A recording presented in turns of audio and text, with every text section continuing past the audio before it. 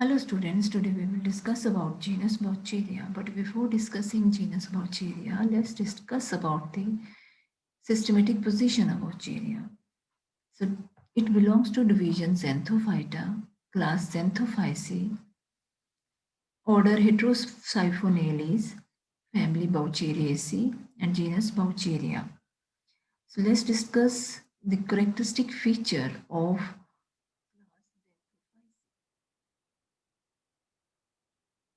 Xanthophyceae is commonly called as blue-green algae. All members except a few are freshwater forms. बहुत सारे इसमें से plankton और epiphytes हो सकते हैं। ज़ैंथोफाइसी में जो मेंबर्स बिलोंग करते हैं उनमें जो थैलस ऑर्गेनाइजेशन है वो unicellular motile palmelloid coccoid filamentous to siphonous conditions जो हैं वो अवेलेबल है means there is lots of diversity as far as organization of thallus is concern. Cells जो हैं वो सारे यूकैरियोटिक होंगे मींस उनमें ट्रू न्यूक्लियर प्रेजेंट है। ऑर्गेनेल्स जो हैं वो भी सारे प्रेजेंट होंगे। सेल वॉल जो है it is chiefly made up of pectin. तो सेल वॉल पैक्टिन से बनी हुई है। सम सेलुलोज में occasionally be present. In some cases cell wall is सिलिसिफाइड।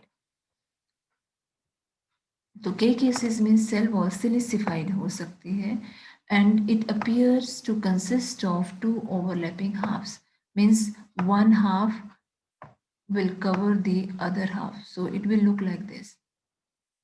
Yes, motile bodies, they consist of two interior unequal flagella.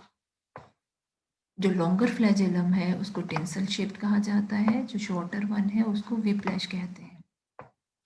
Longer flagellum जो है उसमें hair like outgrowth present होगी, मीन्स वो सरफेस जो है उसका वो स्मूथ नहीं है, उसमें हेयर लाइक आउटग्रोथ प्रेजेंट है लाइक दिस, राइट।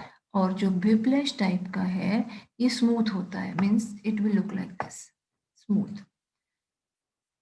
सारे सेल जो है उनमें डिस्क्वाइड क्रोमेटोफोर होगा। Chromatophore is nothing is an organelle that carry all the photosynthetic pigment which are responsible for characteristic color in xanthophyceae. पेरिनोइड्स जो है इसमें एब्सेंट है। Photosynthetic pigment is chlorophyll A, very little chlorophyll E, carotene and xanthophyll. Present होते हैं, इसी के कारण जो ज़ैंथोफाइसी के मेंबर्स हैं उनका colour yellow green colour. Reserve food material is oil, leucosin, which is a proteinaceous substance, chrysolaminarin, which is a glucose polymer. These are also present. So depending upon the member, oil जो है it's a general food reserve food material, लेकिन इसके अलावा ल्यूकोसिन और क्राइसोलैमिनेरिन जो है वो भी कई मेंबर्स में रिपोर्टेड है। रिप्रोडक्शन तीनों तरीकों से हो सकती है, that is by vegetative, asexual and sexual methods. लेकिन जो सेक्सुअल मेथड्स हैं ये कुछ ही जेनरा में रिपोर्टेड है। Asexual reproduction जो है it occurs by the formation of zoospore, aplanospores, echinids, cyst and endogenous spores. Whereas sexual reproduction, if it is present, it is of isogamous type. So we all are aware of in isogamous type, both the fusing gametes, they are morphologically and physiologically alike. वो एक जैसे ही होंगे, लेकिन जो genus हम अभी study करेंगे इस क्लास के अंदर which is Boucheria, it show oogamous type of sexual reproduction where the female gamete is comparatively large as compared to that of the male gamete. Plant body जो होती है वो हैप्लॉइड है, so dominating plant body in all the member of Xanthophyceae is haploid. So here we'll discuss about the occurrence and vegetative structure of Boucheria. Genus Boucheria, it includes 40 species. So all over the world there are 40 species.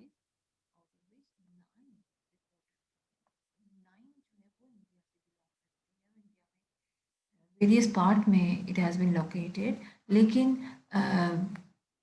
otherwise all over the world there are 40 species. The most common species is Boucheria sessilis and Boucheria geminata. Alga जो है ये aquatic भी है और terrestrial भी है, that is it grow near water body. Vegetative structure. Plants, these are filamentous, coarse, yellow-green in color and grow in the form of dense stalk.